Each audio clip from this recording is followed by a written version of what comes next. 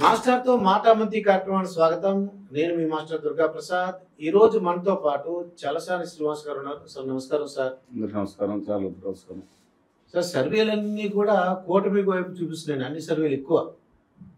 వాళ్ళు కూడా నెంబర్ చెప్తున్నారు కూడా, నెంబర్ తర్వాత చెప్తాను, కానీ అధికారంలోకి వచ్చేది కూటమి అంటున్నారు.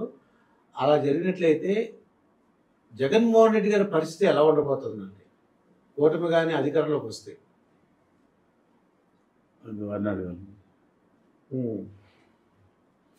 కూటమి అధికారులు రావడం అనేది ఇవాళ 95% కళ్ళ ముందు కనబడుతుంది. స్పష్టంగా నేను పోస్ట్ పోల్ సర్వే చెప్పకూడదు, ఎగ్జిట్ పోల్స్ చెప్పకూడదు కాబట్టి మన అంచనాలు అంతే. వాళ్ళు ఎవరు చూసుకుంటారు. నా అంచనాల ప్రకారం నేను ఇక్కడ మాట్లాడాను. సంవత్సరం క్రితం వీడియో ఉంది, 6 నెలల క్రితం వీడియో ఉంది, 3 నెలల క్రితం వీడియో ఉంది. 100 నుంచి 105 స్థానాలు ఏదైతే చెప్తున్నానో కూటమికి బేస్ శ్రేణి కింద అది వచ్చే అవకాశం ఉంది. దాని తర్వాత ఏదైతే లాస్ట్ మీట్లో వచ్చిందో ల్యాండ్ టైటిలింగ్ యాక్ట్ ఉందో, దాంతోపాటు చంద్రబాబు నాయుడు గారి ఇచ్చిన హామీలు మొదటితో అంత సీరియస్గా ఎక్కువ మంది తీసుకునే పరిస్థితి లేనప్పుడు జగన్మోహన్ రెడ్డి గారి మేనిఫెస్టో వచ్చింది, 2 పోల్చుకున్నారు చూసారా. ఈ 2 కూడా దాన్ని మళ్ళీ ఏ స్టేజ్ తీసుకెళ్తాయో, ఎన్ని సీట్లు తీసుకెళ్తాయో దాని ఇంపాక్ట్ బట్టి, అంటే ఫోన్ చేయగానే వచ్చే సర్వేలు నేను తీసుకోనండి. నా అంచనాల ప్రకారం అది 20 సీట్లకు ముందు తీసుకెళ్తాను, 32 సీట్ల ముందు తీసుకెళ్తాను, 105 స్థానాలు అప్రోచ్మెంట్ రావచ్చని కూటమికి నా అభిప్రాయం. ఇది అనేక చోట్ల తిరిగిన తర్వాత కూడా మనం మాట్లాడుకున్నాం. ఇది అక్కడ హెచ్ఆర్లకు వెళ్ళినా, ఇచ్చాపురంకి వెళ్ళినా, ఇటు అనంతపురం ఎక్కడ తిరిగినా సరే దాదాపు 3-4 జిల్లాలు తప్ప కంప్లీట్గా మ్యాక్సిమం ప్రదేశాలతో తిరగడం జరిగింది. నా అభిప్రాయం మాత్రం స్పష్టంగా ఉంది. ఎక్సెప్ట్ 2-3 జిల్లాలు అయితే, విజయనగరం జిల్లాలో కూడా అత్యధిక స్థానాలు, కోస్తా జిల్లాలో వైఎస్ఆర్ కాంగ్రెస్ పార్టీకి అత్యధిక స్థానం వచ్చే జిల్లా ఓన్లీ విజయనగరం జిల్లా. విజయనగరం జిల్లాలో కూడా కొంచెం టఫ్ అయింది. ఎందుకంటానంటే అక్కడ కురుపాం వెళ్ళినప్పుడు విశ్వచంద్రదేవ్ గారు అనే వ్యక్తి అక్కడ నిజాయితీలతో పనిచేసే సిపిఎం అభ్యర్థి రమణ గారికి మద్దతు ఇచ్చారు. అది డిఫరెంట్ ఇష్యూస్ ఏదైనా కానీ.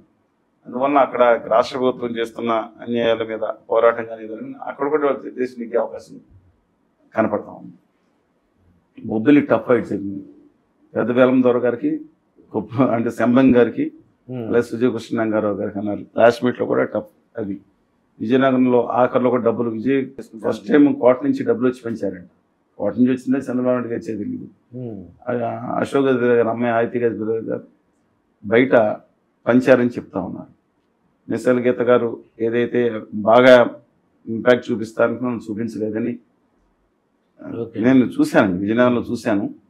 కొంత ఉండొచ్చు కానీ బయట కనపడిన పరిస్థితి చెప్పగలుగుతాను. అందువల్ల డిఫరెంట్ మిగతా ఎస్కోట కూడా తెలుగుదేశం వచ్చేటట్టుంది. అందుకని చీపురుపల్లి అలాగే గజపతి నగర్ అన్నదమ్ములు ఇద్దరు, అలాగే మిగతా కొన్ని స్థానాల్లో తీసుకుంటే 4 నుంచి 6 స్థానాలు కూడా వైఎస్ఆర్ కాంగ్రెస్ పార్టీకి వచ్చే అవకాశం ఉంది అక్కడ.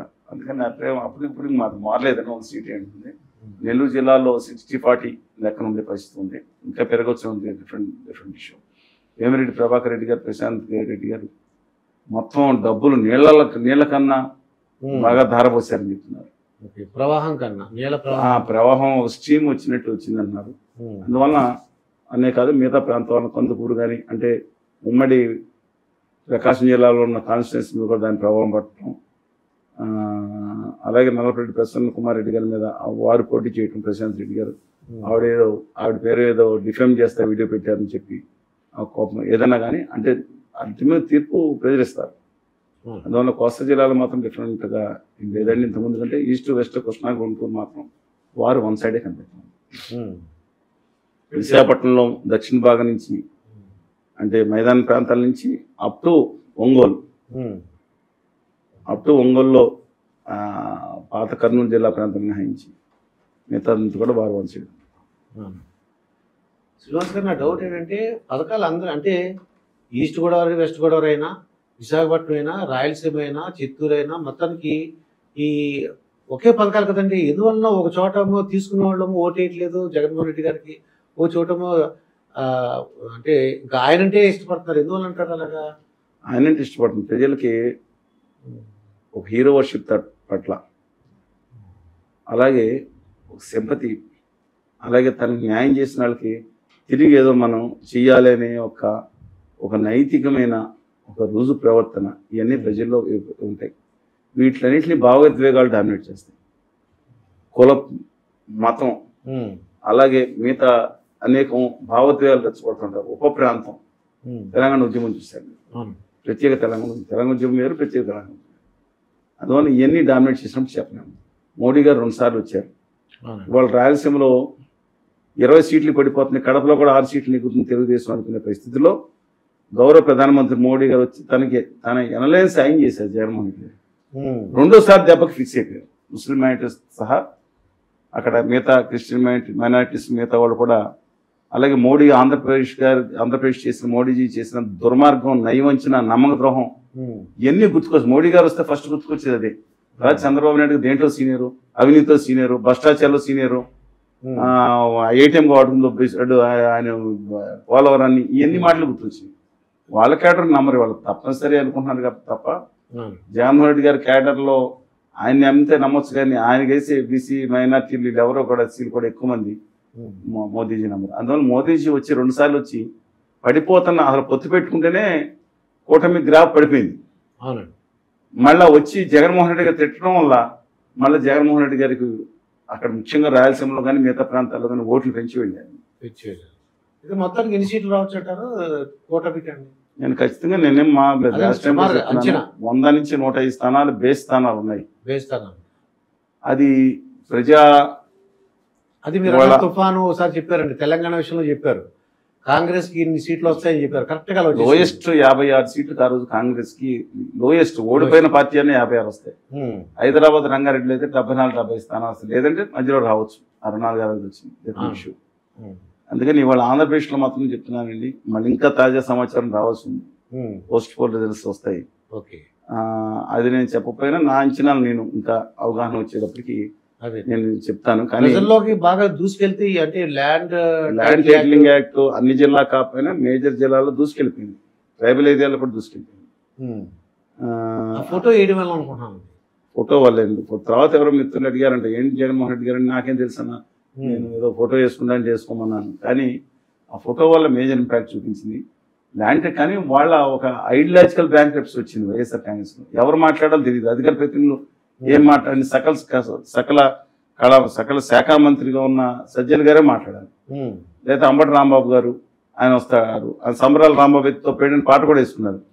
ఆయన మాట్లాడే దాంట్లో ప్రజలు సీరియస్ గా తీసుకోవట్లేదు. ఎందుకన్నా due respects to him and to కన్నా లక్ష్మణ్ గారు ఇద్దరు పోటీ చేస్తారు. కానీ ఎవరి మీద అనేది కొడాలి నాని గారు వస్తారు. ఆయన వస్తామే వెటకారంతో వస్తారు. పేరు నాని గారు వస్తారు. ఆయన సర్కస్ అంటే వెంగ్యంలో ఇవాళ రాష్ట్రంలో ఉండవల్లి గారి తర్వాత ఆయనకి కాపీ రైట్ చేయండి. ఆయన చక్కగా మోడల్ చేయగలుగుతారు. కానీ ఇష్యూస్ మీద కళ్యాణ్ బాబు గారి మీద ఇష్యూస్ అడిగిన అసలు ఒక్క మాట అడిగితే అలా సరిపోయేది. ల్యాండ్ టైటిలింగ్ యాక్ట్ చింపేశారు కదా, అసెంబ్లీలో పెట్టినందుకు అందరూ సపోర్ట్ చేసి ఎందుకు ఏకగ్రీవం ఉంది, అప్పుడు ఎందుకు చింపలేదు అసెంబ్లీ అంటే ఒక్క మాట జరిగితే అక్కడ అయిపోయింది. అలా అడిగేంత ఐడియాలజికల్ బ్యాంక్రప్సీ కూడా వచ్చేసింది. వైఎస్ఆర్ కాంగ్రెస్ పార్టీలో అహంకారం, ఎక్కేతత్వం, వ్యాపార తత్వం అన్ని పార్టీలు ఉండదు. దాంట్లో వచ్చేసి లెక్కలేనితనం. మనకి ఇవ్వాల్సింది మాట్లాడితే విరుసుకుపడతాం. కానీ మీరు కాన్ఫిడెంట్ గా అంటే ఉన్నారండి జగన్మోహన్ రెడ్డి గారు అంటున్నారండి. ఏమో ఇప్పుడు అద్భుతం. నేను రాజకీయాల్లో ఏది అసాధ్యం కాదండి. నా అభిప్రాయం స్పష్టంగా చెప్పాను. By and except Kurnool, Kadapa జిల్లాలు తప్ప అంటే ఎక్కువ సీట్లు వచ్చేది. షర్మిల గారు బ్రేక్ చేశారని చెప్తున్నారు. షర్మిల గారు బ్రేక్ చేసి మీకు తెలిసి ఉంటుంది, నాకైతే తెలియదండి. షర్మిల గారి మీద చాలా మంది వీరాభిమానం వైఎస్ఆర్ తెలంగాణ పార్టీ మాజీ అధ్యక్షురాలకి మీరు చెప్పింది. అవునండి. వైఎస్ఆర్ తెలంగాణ కోసం చేస్తున్న ఆరు రాష్ట్రానికి పక్క రాష్ట్రానికి సంబంధం లేదని చాలాసార్లు చెప్పారు కదా ఆవిడ. రేవంత్ రెడ్డి గారిని ఫుట్బాల్ ఆడుకున్నట్టు ఆడుకున్నారు. ఎంత మాట్లాడి ఒక్కొక్కటి మాట్లాడుతూ ఉంటే తట్టుకోలేకపోయారు రేవంత్ రెడ్డి గారు. శంకర్ నాయక్ గారిని అయితే ఆయన తప్పుగా మాట్లాడారు. ఈయన కూడా మీ మగతనం గురించి నాకేంటి మీ భార్య చూసుకోవాలి కానీ కూడా అంత పరుషంగా మాట్లాడారు. ఆవిడ గట్టిగా నిలబడి మాట్లాడారు. ఆవిడ గురించి కదా మీరు మాట్లాడుతున్నారు. ఆవిడ కొత్తగా వచ్చి ప్రత్యేక హోదా కోసం ఎవరు మాట్లాడి నేను వచ్చానని చెప్తున్నారు ఆవిడ కదా.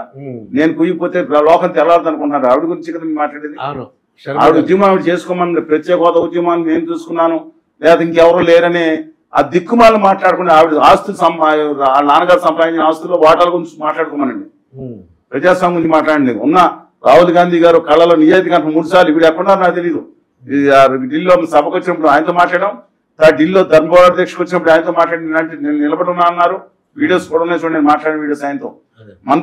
మంత్రాలయం వెళ్ళినప్పుడు నేను కూర్చోబెట్టి అందరూ యాత్ర ఉన్నప్పుడు వారితో కూడా మాట్లాడిన సందర్భమే ఆ కళ నిజాయితీ కనపడింది, ఖర్గే గారు నిజాయితీ కనపడింది. అదే. కానీ ఇక్కడ గౌరవ శర్మ గారు మరి ఎన్డీఏ కూటమి ఏ విధంగా సాగించారని నాకు తెలియదు, మీరు కనుక్కోండి ఓకే. వివరాలు. 173 మంది అభ్యర్థులను ఇంటర్వ్యూ చేయండి కావాలంటే. వాళ్ళకి ఎలాంటి సాధనా సంపత్తి సహకారం అందించారు శర్మ గారు, అపారమైన ధన సంపన్నురాలు గారు. అంటే మిగతా రేవంత్ రెడ్డి గారు, డికే శివకుమార్ గారు ఎంత ఇచ్చినా నాకు తెలియదండి, మాట్లాడిన అలాంటి విషయాలు అన్నా పనిచేసి.